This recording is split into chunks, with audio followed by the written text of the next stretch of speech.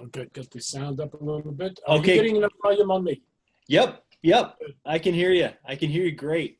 I I love just, I love the paintings in the background. What is that? What is the mountain painting back there?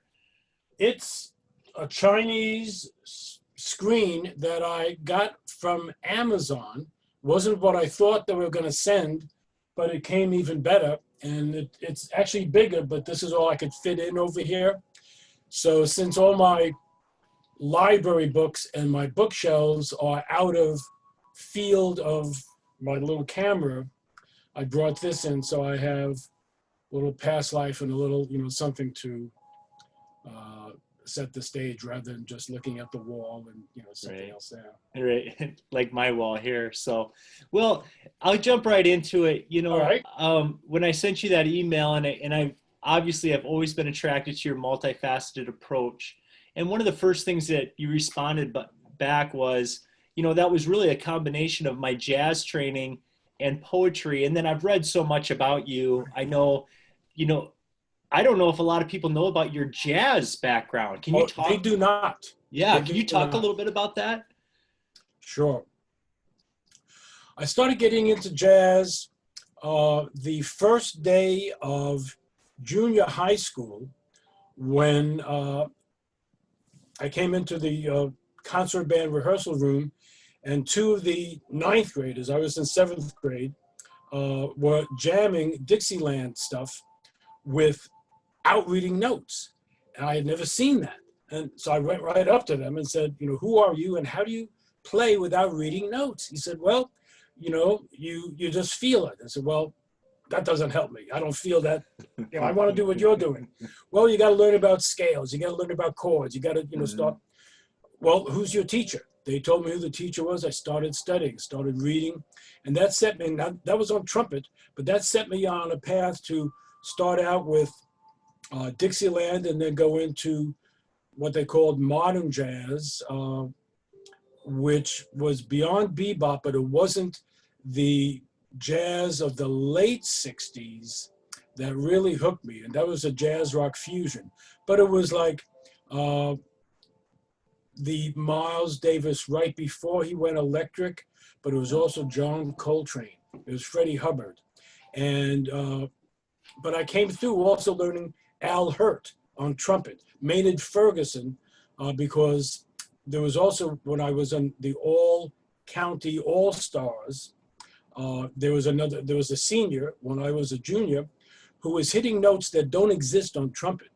And as is my way, I just went right up to him and said, wow, how do you do that? Because what it did to me, it got me high instantly. And then when you learn how to do it, it was an instant high. It was natural, it was organic, it was legal. And I said, that's for me. I want to know how to do that. Now, what I didn't know is that the ability to know all the scales and start learning all this would help me with other things later on. Right at this point, it was like playing football with better players. You play better, playing tennis with better players. So I get to college. I'm also playing guitar at this point because one of my teachers said, you have to play a chord instrument. We don't have money for a piano at home. My mother had a little folk guitar that started. I, mowed lawns, did other things, shoveled snow to get my first guitar. So I'm learning chords and got really good. That same guy who turned me on to trumpet said, forget Dixieland, it's R&B where it's at. So he was into Ray Charles, Sam and Dave, the Motown sound.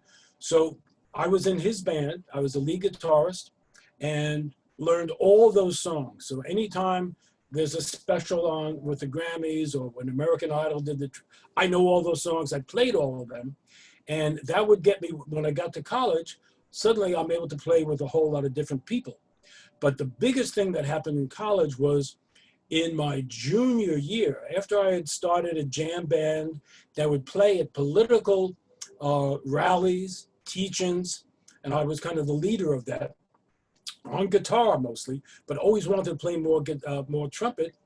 At that point, Paul Butterfield came out with an album that had a horn section. One of my other friends said, hey, we could start a band and you could play trumpet because now we could get a sax and a trombonist, get another guitar player. And that was the beginning of me having an 8-piece jazz rock band. When some of those guys quit, and University of Buffalo had the first jazz rock jazz program, Black Studies program, set up by Archie Shepp, I really wanted to take those classes, but obviously I couldn't pass the physical, but I was the best trumpet player in Buffalo. So I was allowed to audit. And in that class, met another great keyboardist who I invited to join my band. And he said, I'm only going to join if I could bring in my sax player, Joe Ford, who wound up playing with McCoy Tyner. And every rehearsal and every gig, standing next to Joe Ford, who was already a monster, same age, just a year older than me, but he went on to play with McCoy Tyner. I mean, the top, that's how good he was. And every night, I would go home and practice for a couple hours what he played. And if I didn't understand stuff, I'd say, Joe, when you did this and this, what are you doing? And he said, oh man, that's just polychromal modulation. I'm just playing the harmonic half step above the scales. And the light went on. And suddenly I was able to do that. So a couple years later, when I started getting into deeper meditation and had this experience out in the woods, when I got, it taught me, and what playing jazz at that high level did is you go on automatic. You can't possibly think of all the rules that you're supposed to be playing. You practice them and you get the learning and the education, the motor skills in your fingers, in your brain, and then it just happens automatically. But that also, and this is what the poets and the musicians would talk about, because at Buffalo in 1965, 66, 67 was the center of the new American poetry. And I got in with that crowd, even though it wasn't an English major, they needed a trumpet player for the faculty band. So suddenly I'm playing with faculty and graduate students and able to hang out with the people and audit the classes. And the work of an artist was to get in tune so you could contact your muse. That goes back to ancient Greece. And that's what I was talking to you about. So no one knows that, but before there were words like channeling, it was connecting with your muse. And as a musician or a poet, you're looking to find your own voice. So I had my voice on trumpet. And when I came out west, which was a surprise trip, that first week I sat in with the big gospel church in San Francisco, Live Memorial Church, sat in with the band. Guys, can I sit in? They don't know if I'm good, but they said yes. And the first song was in B flat, which is my key of C. And at the end, I hit one of those triple high C notes that I learned from Maynard Ferguson. And the minister turns around and says, Gabriel is in the house. Could you join our band forever? So that was another beginning, how the jazz got me into a state of consciousness where the music would flow. And then when I had this experience out in the woods in meditation, I found myself shortly thereafter at a piano. It was a whole magical day, which I don't know if we have time to get into, but I started playing because I knew a little about piano. Would put my hands down and my fingers would start moving and I would float off. So I didn't even hear what I was playing at that point. But because I had been invited to apply for a staff position, I was mistaken for someone who was applying for a staff position at the sister organization of Esalen Institute, which was the leading human potential institute in the world at that point, in Big Sur. And Bridge Mountain Foundation was like the little sister, and the same teachers who would go to Esalen would come to Bridge Mountain first or second, because they were only about 100 miles apart. So I got to meet the leaders of what became the New Age spiritual movement and psychological movement. And that point was called the Human Potential Movement. And everyone would say, oh, Halpern, play your new music for these people. And they would say, wow, this is really good. It helps us meditate. We feel so relaxed. And some of them, like Dr. Stanley Krippner or Dr. John Lilly, the famous researcher who worked with dolphins and the isolation tanks, said, yes, what we see is subjective evidence that your music puts people into relaxation and meditation states, that is good for healing. You want to be taken seriously, you need to prove that. You need to do biofeedback research. You need to do scientific research. And I said, I just graduated college. When I came out west, I said, you'll never catch me doing research, working with statistics or any of these things.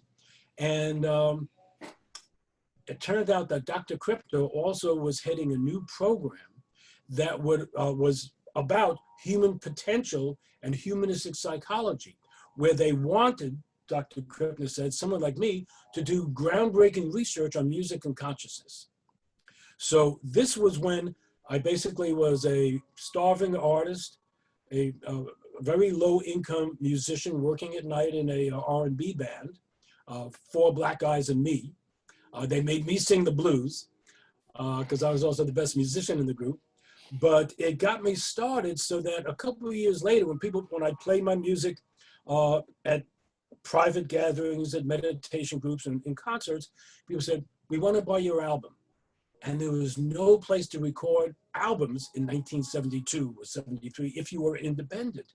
You had to be signed to a label. Right. And in 1974, Christmas, I'm at, again, a jam session at the home of the owner of the big music store in town with John Handy, the famous sax player, leading the session. I have my trumpet. I get to sit in and I do some good playing. And a guy comes over and says, you're really good. Do you have an album? I go, no. Would you like to? I go, yeah, but there's no place to record. He says, I'm opening the first multi-track independent studio. And I'm also the manager of the first pressing plant in the San Francisco Bay Area. I said, sign me up. I was his first client. I was in there the next weekend. Amazing. This is right after Christmas, January 4th, 1975. And recorded my first album. No one told me you can't record an album in a day. I'm playing music that I've been playing now for 5 years, so I knew the music. Well, I get into state and it's close enough that he said, wow, you don't make mistakes. I go, well, I know the music, and it's not like I'm playing a piece by Mozart where there's only one way to play it. I'm playing Chakra Suite where it's close enough. I set my keynotes, and that became the album that went around the world and really got me out into the public eye, because no one had ever done a recording to tune and balance the chakras.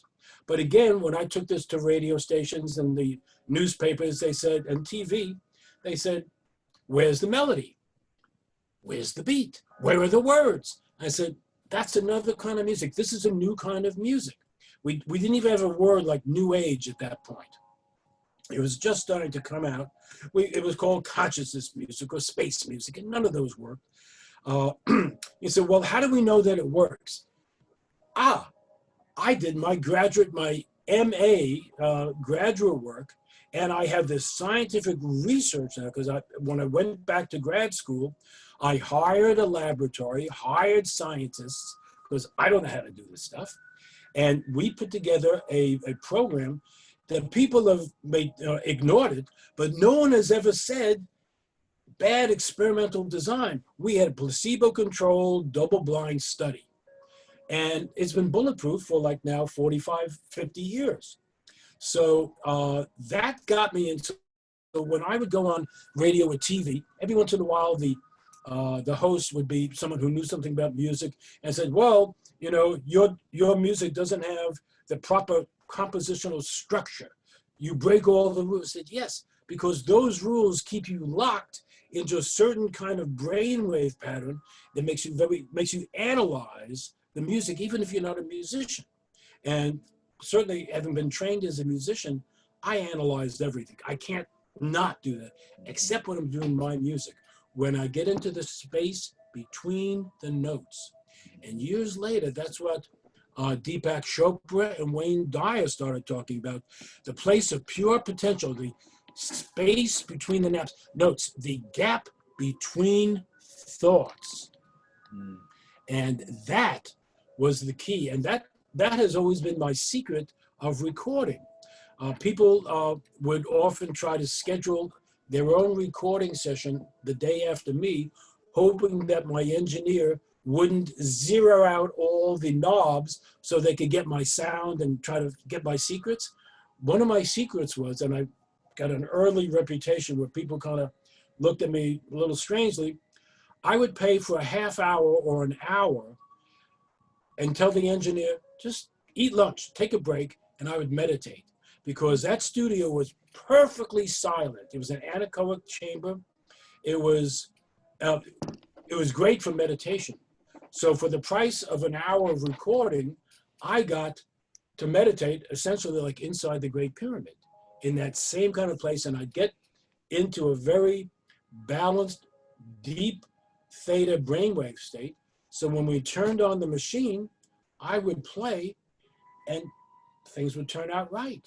Very efficient, very time effective.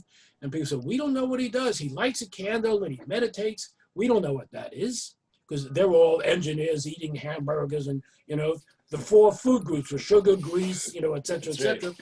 And here's this guy bringing in his spirulina, his brown rice, and, but he plays and he gets albums done and they're beautiful.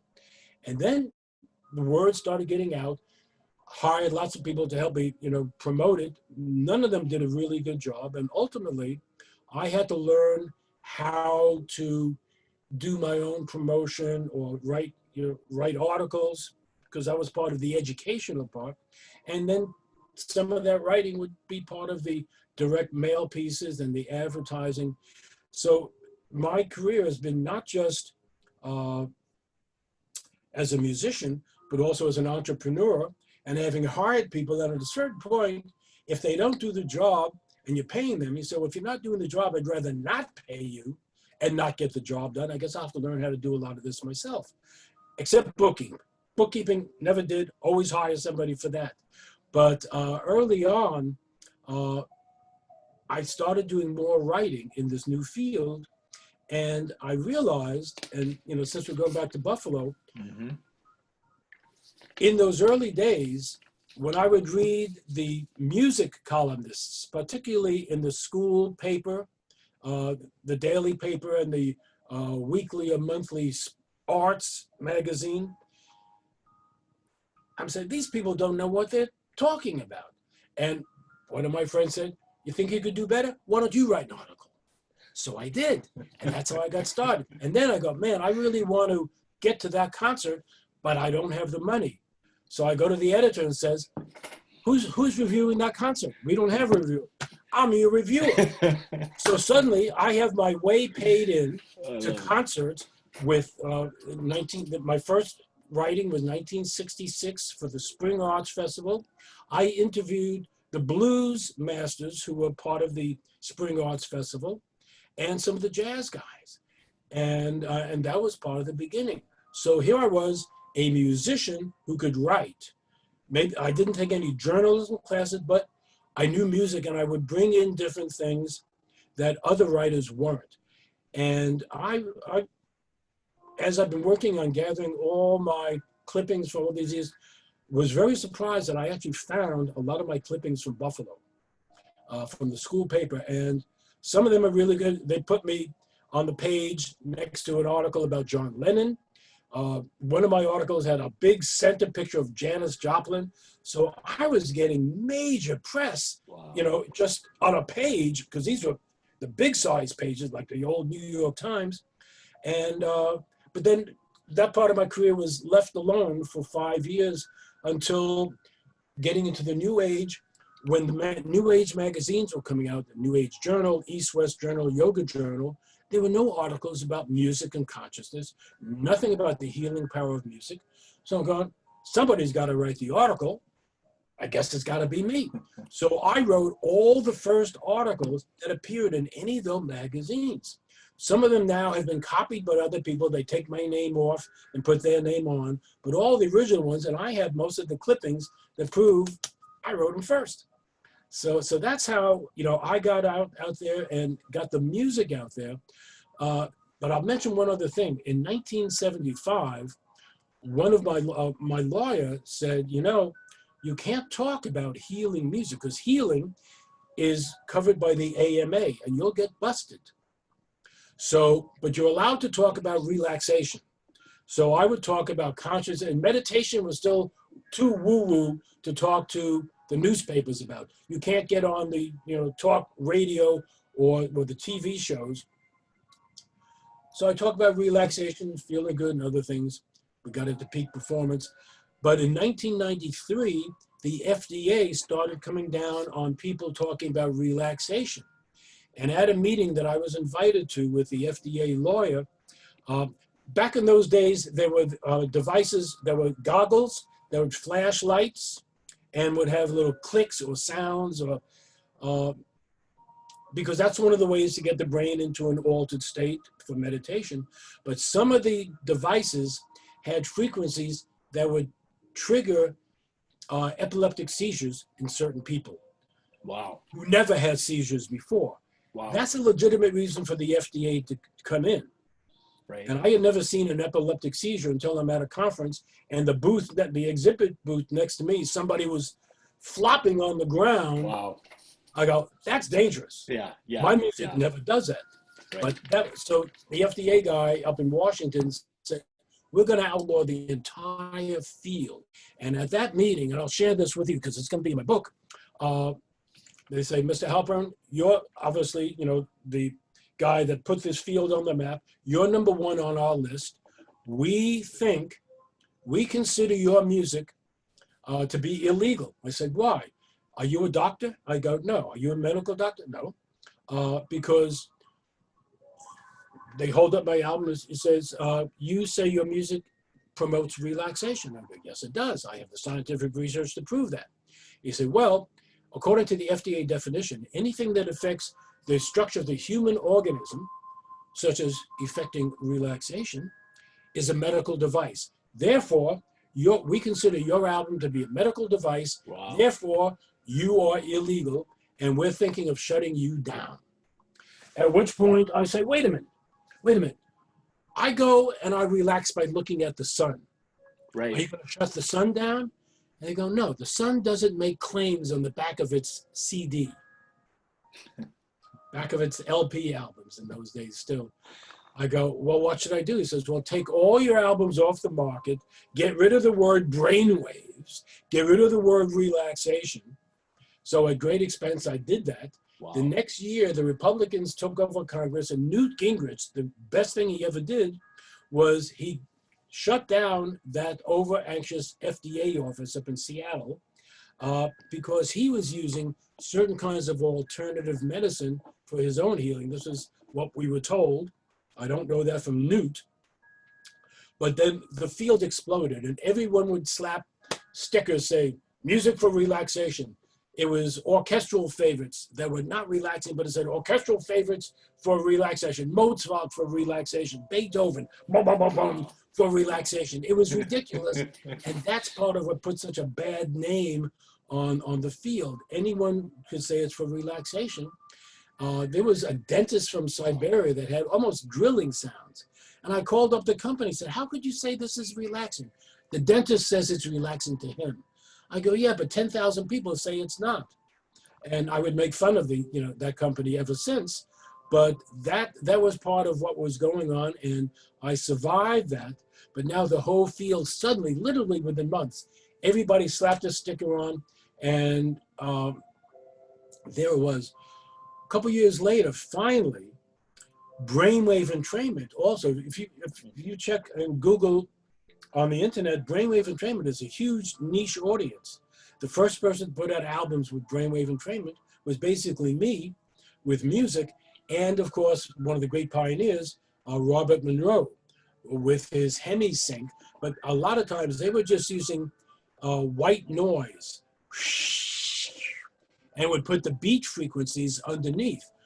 Well, I get bored with white noise. I want to hear music, but I want music that gets me into the state rather than gets me out of the state. So that was the big secret. And most musicians didn't have the background that I did. Because when I go, and this is again tapping back into where we started, when I go to the studio, I may have an idea. Sometimes I don't. I just, like Keith Jarrett would do in his concert, you get into state, you just see what comes through, and then you build on it. Improvising. I got that from jazz. be able to improvise on the spot. You build on what you know, but the magic times were always when something that you have never done before happens. And sometimes I will be so startled that my fingers will hit a wrong note, but other times I'm able to stay in the state and just smile, and I'll hear that when we do playback. But it was like, because if I'm thinking, wow, I never played that before, that breaks the spell, that breaks the zone, because I'm in the right brain or in the space between the notes. But then, and sometimes I don't even hear things until I listen to the playback. And I go, wow, I've never done that before. That's really interesting. And as soon as I hear it, I'm able to do it again. And that's how I learned how to play music like this, from those early days with little cassette recorders, to hear what I was doing when I'm in a deep meditative state, when I'm not able to hear, I'm just playing. So that's been the basis of a lot of my music over the years. When I brought in other people, some great musicians like Paul Horn, who have their own deep meditation connection, we say, okay, let's meditate for 30 seconds. The first song will be in D minor, Follow Me. That was all the rehearsal we get, but we would tune into the same vibe. And the album I did with him, Connections, is still a highlight of my life and my recording career. And we had a connection that happened on the second song called Shared Secrets, where we both actually, at the same second, heard the same something. Both of us opened our eyes and looked at each other across the room. And I remember his smile, because he's 20 years old or something at that point, and I'm the new guy. And he go, yeah, you got it. And at that point, we were friends, we were colleagues, we were playing music together, and that's touching on the subtle levels. And that was an album that really was significant in getting me out to a larger market, because people now knew I wasn't just playing formless music. I could play a blues, I could play this, I could do that. And I'm playing with Paul Horn, who's like a master at holding my own and more. And also as a producer. Paul was not a producer. I produced it. He said, man, you got chops. That sounds great. So he sounded better on my album than they did on his own albums. So that was part of, and that was 1984 when we did the recording. That was part of the expansion as an independent. Because of that album and some others, I was contacted by different boutique labels and major labels, and ultimately one of them made me such a nice offer that I accepted a pressing and distribution deal that was good for 6 months and then terrible for a year and a half. I had to fight and sue to get out of it. Went this close to bankruptcy again. I won't mention their name now, but they're in New York.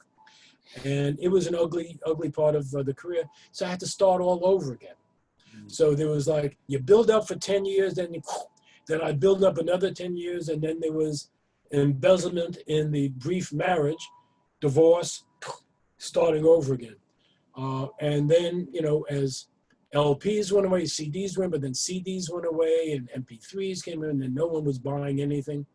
And as you know, in the last couple of years, the streaming revolution that was terrible for us musicians for the first couple of years, right. I was getting royalty checks from Google for 32 cents a month. Yeah. A month! That doesn't pay for the stamp. A couple of years ago, things really started changing with Pandora and Spotify and iTunes and then Amazon Music, where now the royalty income, even though we only get a thousandth of a penny per play, when millions of people are playing, the economy of scale makes it actually better now than in the best days of working with physical product. Right. And more people are listening. And if I could just build on that a minute, please.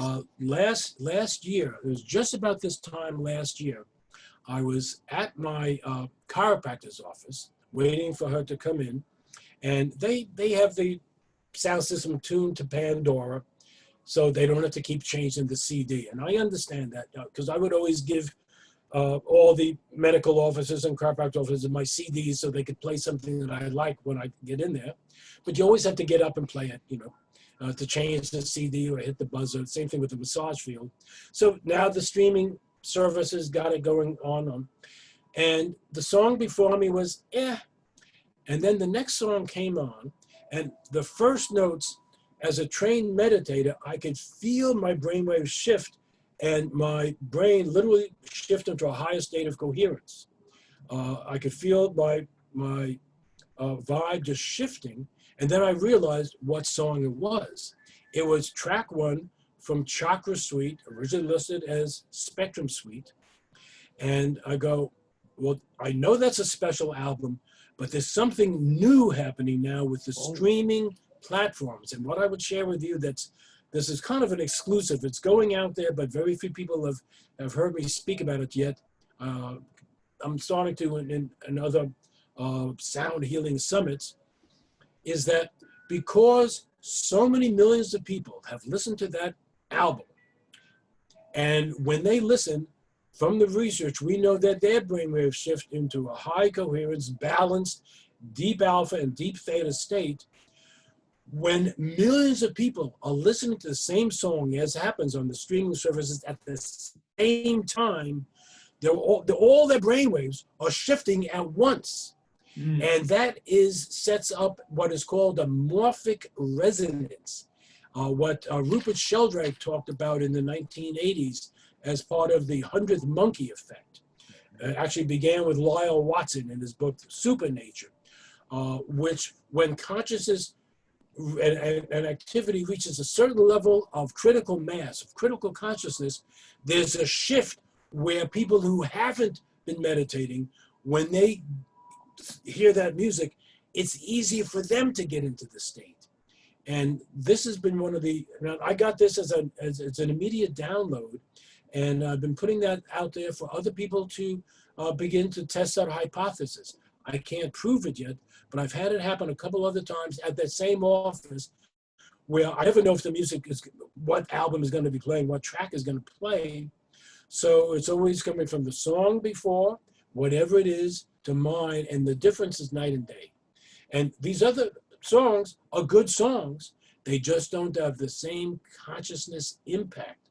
Now, on a global level, the potential for orchestrating a global consciousness, a global brain in real time, I think is a real positive benefit. It's not going to overcome COVID, but it gives us a way to connect, which is more direct and internal than just watching a concert on TV, where we do that. There was Live Aid and there were other concerts, but we're watching. We're not getting into a meditative state.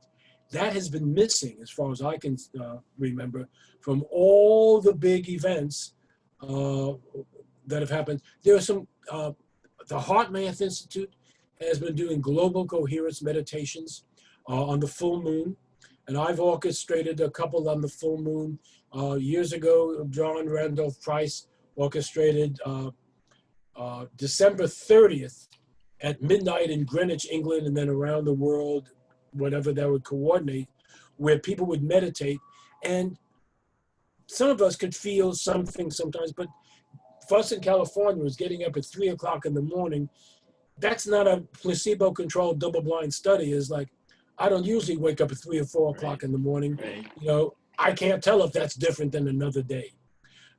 When you have, but some of these other times.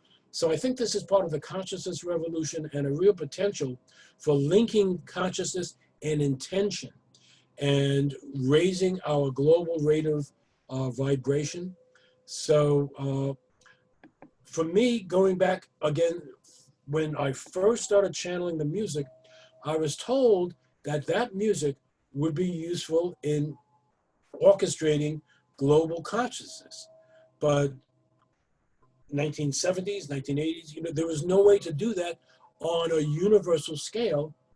Now, Pandora, Spotify, whatever, if it's a playlist, and if it's not your own personal playlist, it's one that they are playing on their station, everybody's getting it. Everyone's going to have can have the same experience. So what I'm suggesting is, if that track comes on, pay attention. Feel what you're feeling, because that's always what I teach in my workshops. once you begin to sensitize yourself to what it feels like to get into a balanced state where your chakras are aligned, your brain shifts literally how it's pulsating. And my great teacher on that was Itzhak Bentov, who was one of my mentors during that graduate research, because some the guys in the laboratory that I was working with had one of the two first functioning Kirlian photography devices in the US. Dr. Kripner had just come back from Russia. Dr. Irving Oil had just come back from Russia with the schematics. And that was the lab that I was told, don't just work with brain waves, don't just work with galvanic skin response, be on the leading edge, work with the human aura, the human biofield. No one knew what that was, but my research was 40 years ahead of the times, and it got us into a state where we would see whether you even like the music or not. We could see how your aura, how your energy field, your biofield would change.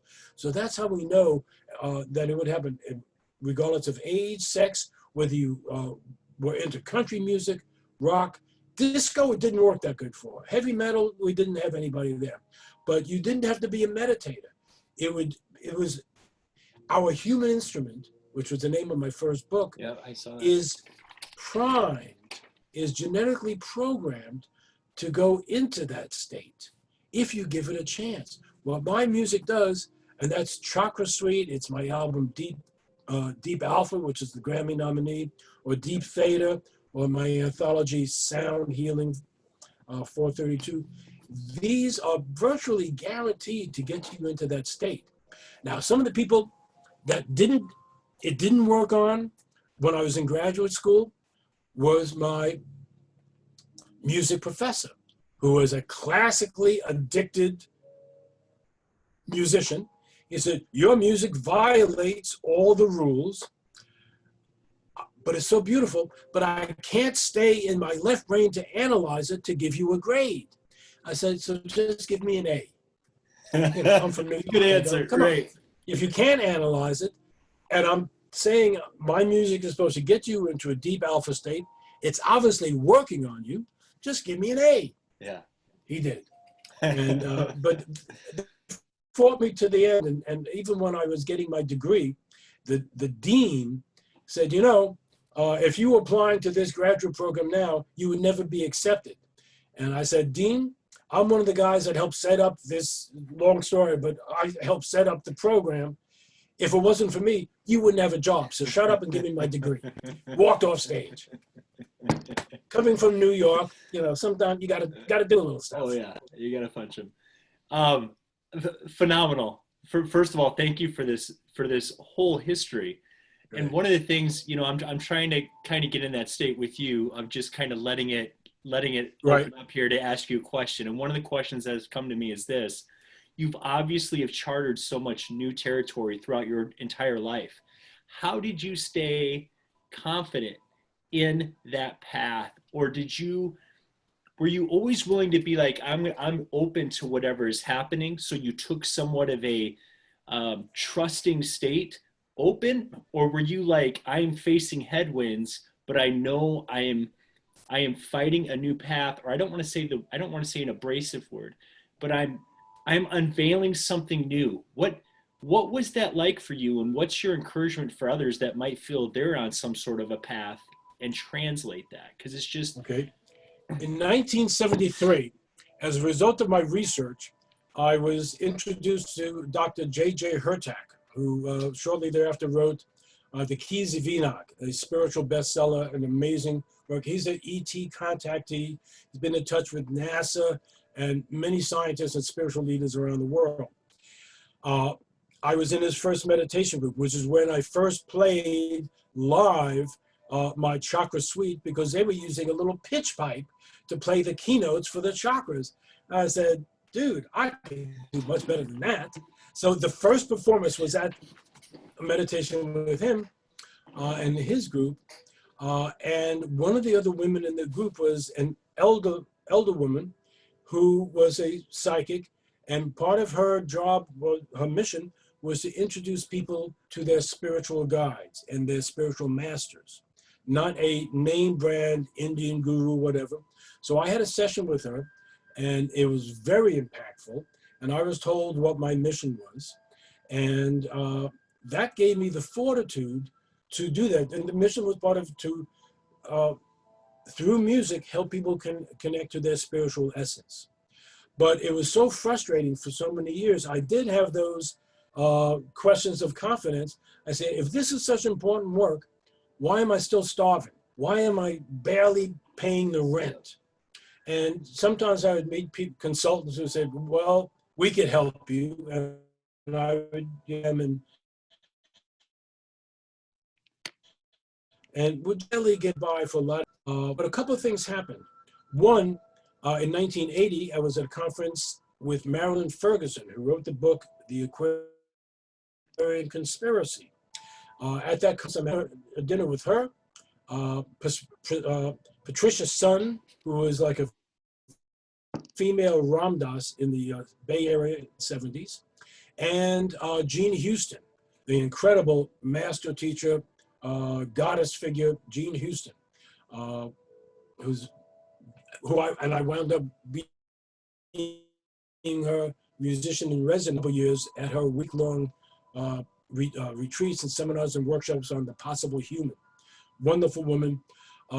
Marilyn said in her research, whether it's a painting artist or a musician, the ones that we know about in general are willing to do whatever it takes if they believe in what they're doing to get it out there. Well, what that meant for me was writing articles that I don't get paid for.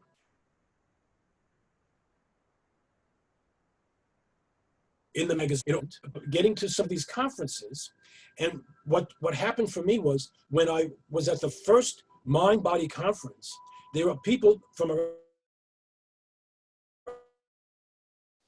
around the country stage for that conference for us.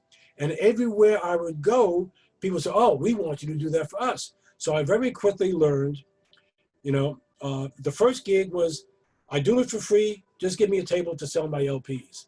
The next one, if it's out of town, pay my airfare. The next, then it was pay my airfare and a hotel. And then I also started, okay, I need to explain this.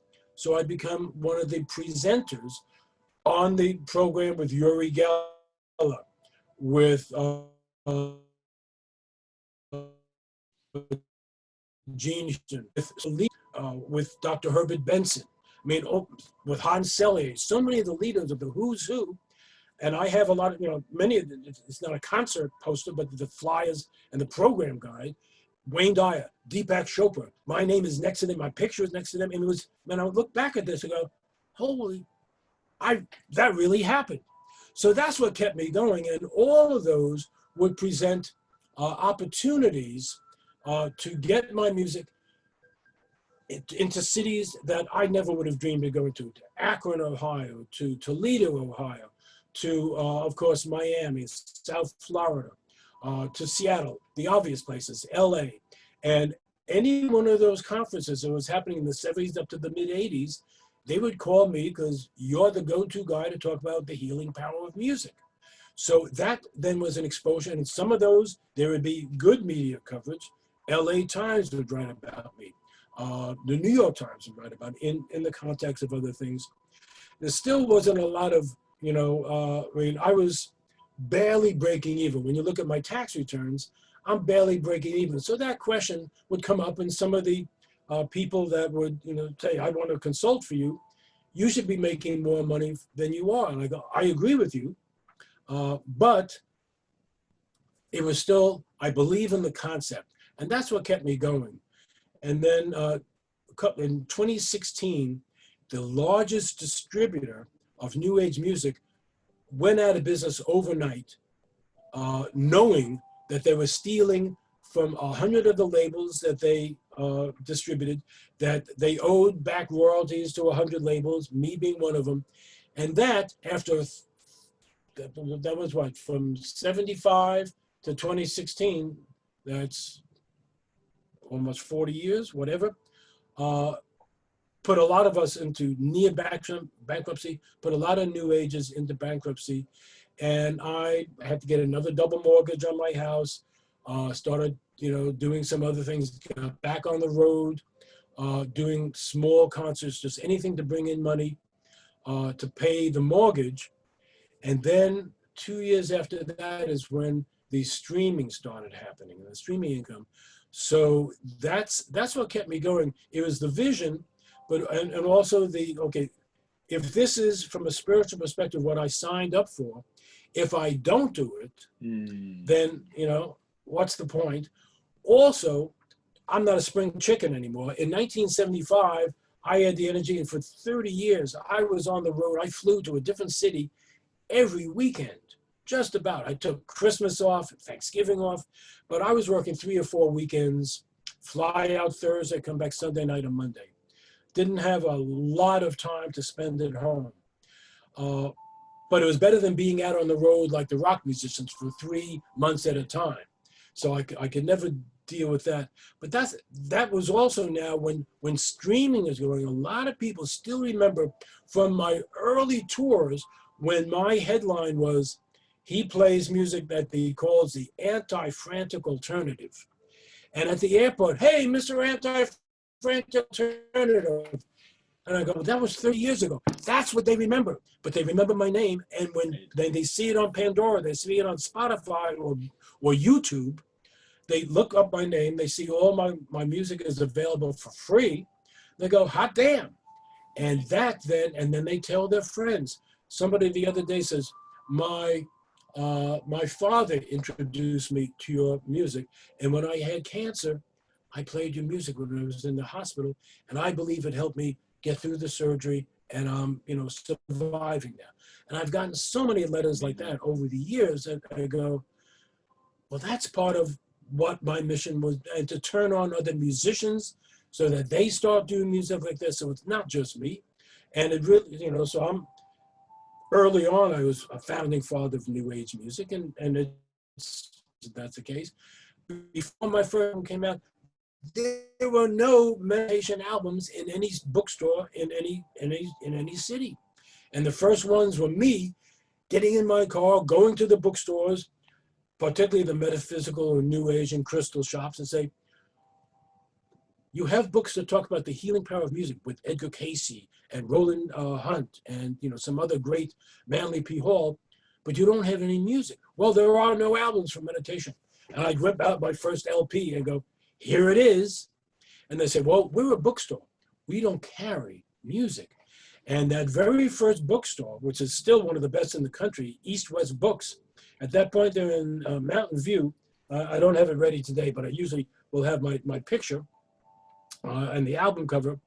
That noise before just really, I lost my pre-production focus.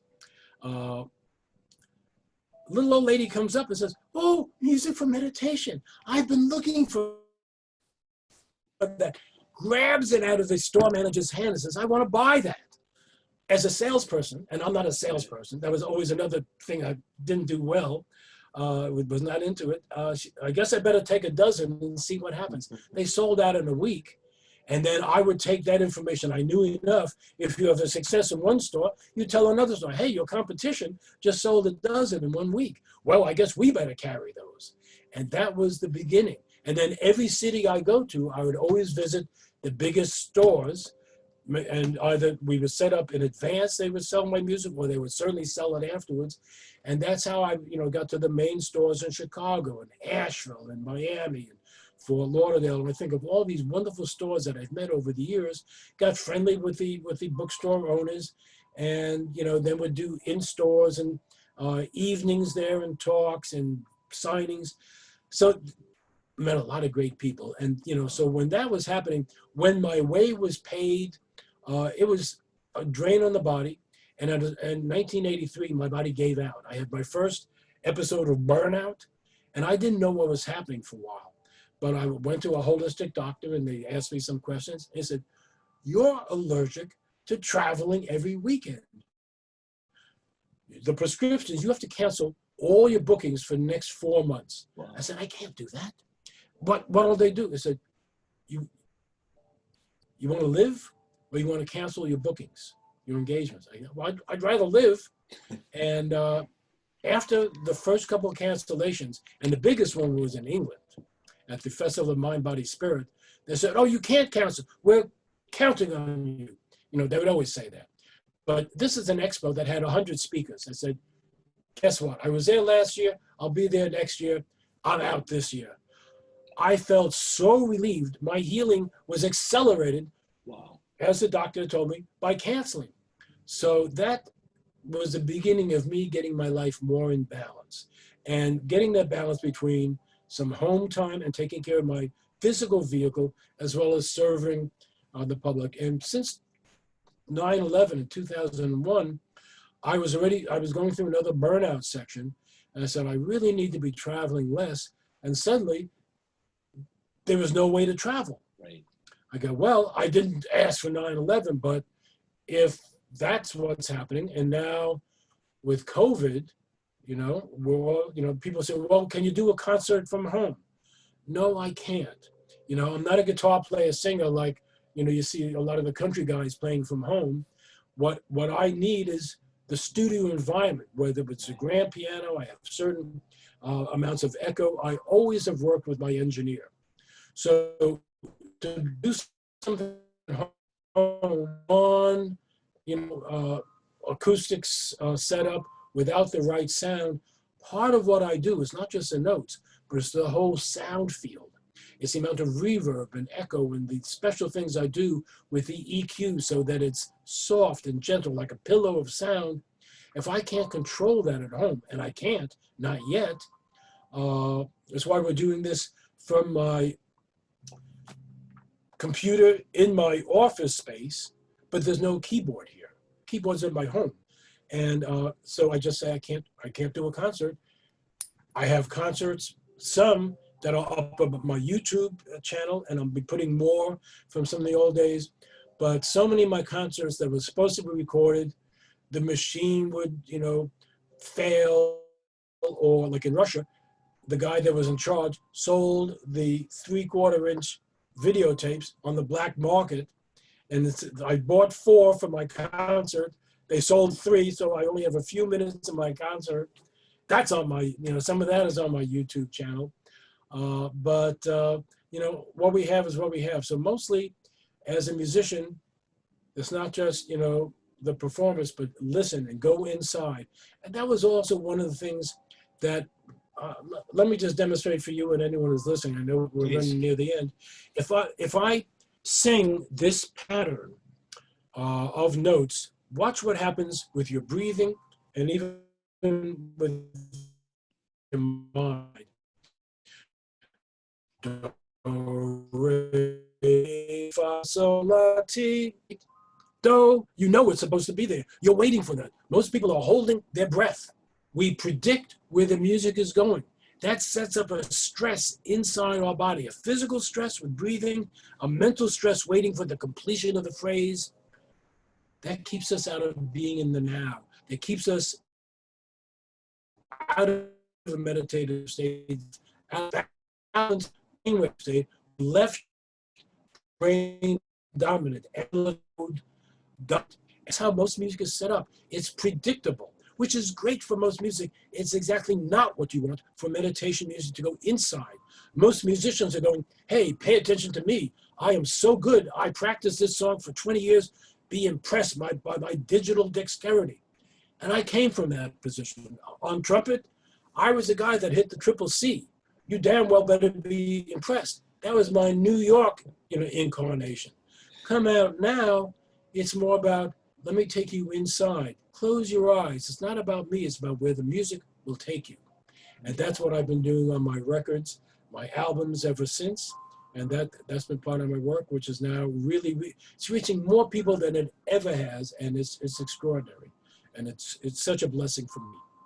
Well, I tell you what, Mr. Halpern, you have been a blessing for so many people. I am so grateful for this opportunity to speak with you. You are a trailblazer. Your confidence and your strength of doing what you've done to your life to be a leader really in this. And I've just had so much fun. I hope this isn't the last time I get a chance to speak with you. And you are just a delight to speak with. And thank you. There's so many other questions I want to ask you, but I know we're already in an hour, but we'll get there. Right. We'll do it again. Now, this is going to go out. Send me a link. I'll turn it on to people. People may have questions. Well, let's just say, folks, if you have questions, please write Matthew, let them know, and we'll address those as well as yours in the encore. Fantastic. That would be a blessing. In the meantime, my website is Steven Halpern Music.com, and it's YouTube, Steven Halpern Music. And some of my exclusive videos are up there. Some of my work are cymatics and the recording I did inside the Great Pyramid, as well as some of my performance videos, as well as just some beautiful visuals that we have with the music. So there's a lot of eye candy there, as well as soul candy. Absolutely. I love that. I love that. Thank you so much, Mr. Halpern.